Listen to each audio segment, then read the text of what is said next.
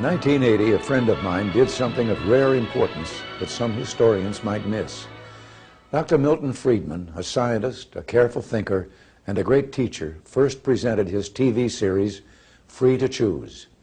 His TV series was about choices, risks, freedom, equality, and making a better future for all of us. In 1976, the 200th birthday of our nation, Milton Friedman won the Nobel Prize, Peace Prize, in economics. 200 years earlier, in the same year as the Declaration of Independence, Adam Smith, the Scotsman, published a book titled The Wealth of Nations. The United States was the first country to apply the ideas in Adam Smith's book. Those ideas have led to our prosperity and given us our freedom. In Free to Choose, Milton Friedman shows us how those ideas can help us today. In this program, Milton and his wife Rose take us on a brief tour of Eastern Europe.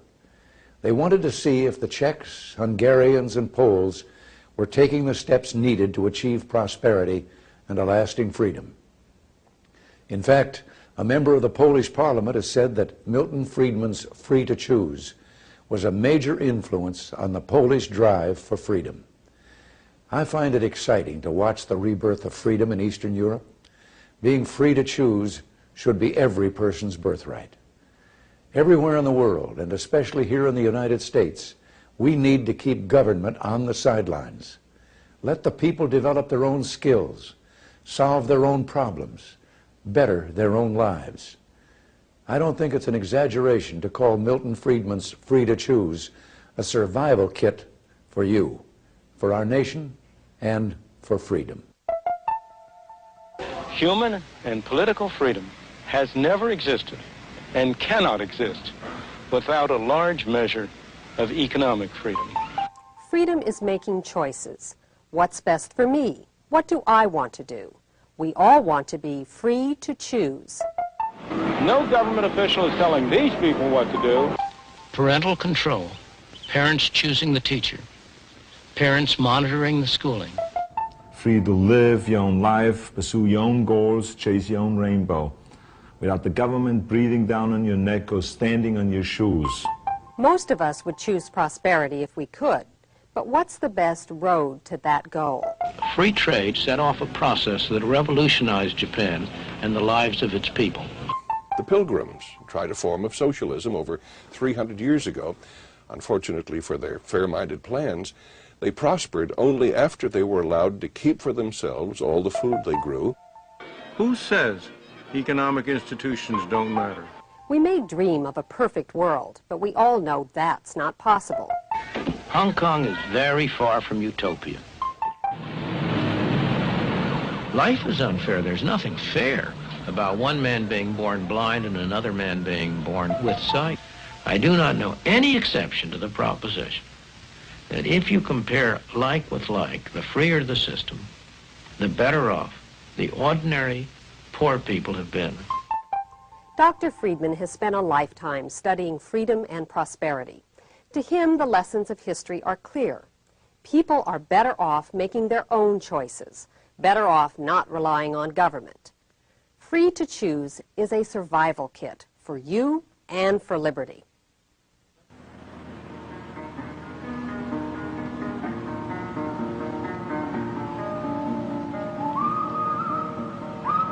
Those are the Parliament buildings. This is the River Danube, and I am in Budapest, the capital of Hungary. Over there somewhere is Czechoslovakia, over there Poland, and farther away yet, the Soviet Union. Socialist states that started out with the very best of intentions, intending only to improve the lots of their citizens. They all ended up making the people poor, miserable, and into slaves. And every one of them has been learning that lesson, that socialism is a failure. They are all trying to move in the direction of a free, private market. What happened here in Eastern Europe was a major event. The first time in history that totalitarian countries decided to move toward free markets. Will they succeed?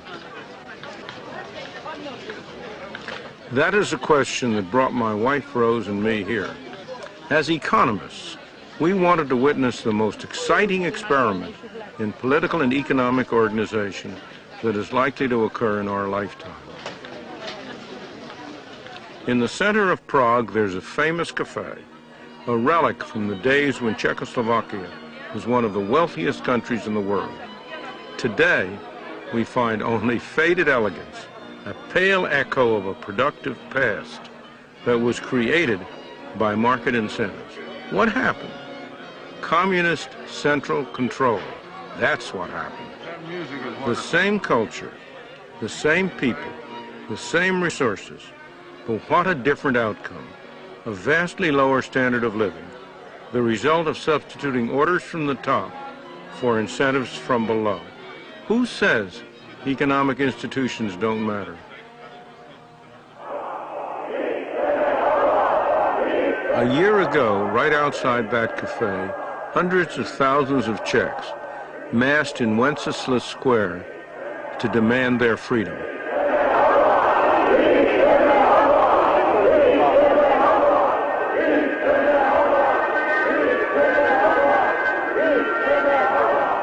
This is where it all happened. In 3 days, they got political freedom. The hopes were high.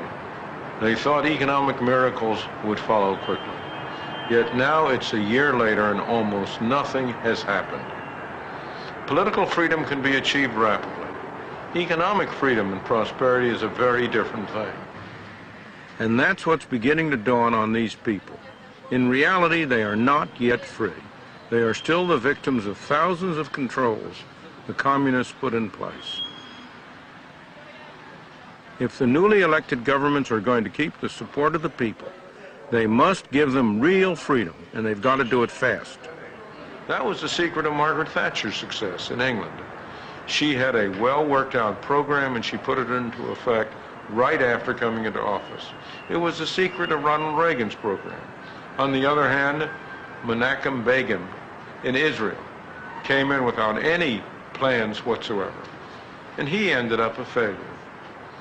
If Czechoslovakia is going to achieve the objectives of its revolution, it must move rapidly to put into effect the economic institutions which alone can convert political freedom into economic and human freedom. Those institutions are the institutions of free, private markets. There are examples all over the place of both the opportunities and the problems. Yuri Malik wants to publish a magazine for people who are trying to set up their own private businesses in Czechoslovakia. He runs it from his living room. It's a small family enterprise. The magazine is packed with information for would-be businessmen on how to thread their way through the jungle of bureaucratic regulations that still exist. The irony is that some of those very regulations are preventing him from getting his business off the ground. For a start, he needs to obtain 15 separate government licenses before he can distribute the magazine. After nearly a year, he still hasn't got them. He's had to come here again and again to this government licensing bureau to try to persuade a bureaucrat to allow him to do business.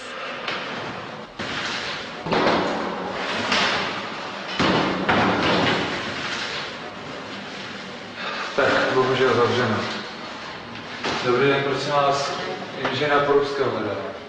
Yet again, it's not his lucky day. A kdo by mi to mohl říct? Tady v kanceláři. Jo, děkuji, já se podívám.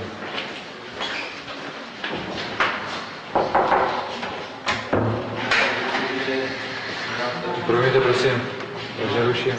Yuri Malik doesn't give in easily, but things are not looking too hopeful. The man he's got to see is not available, and no one else is interested in his problem.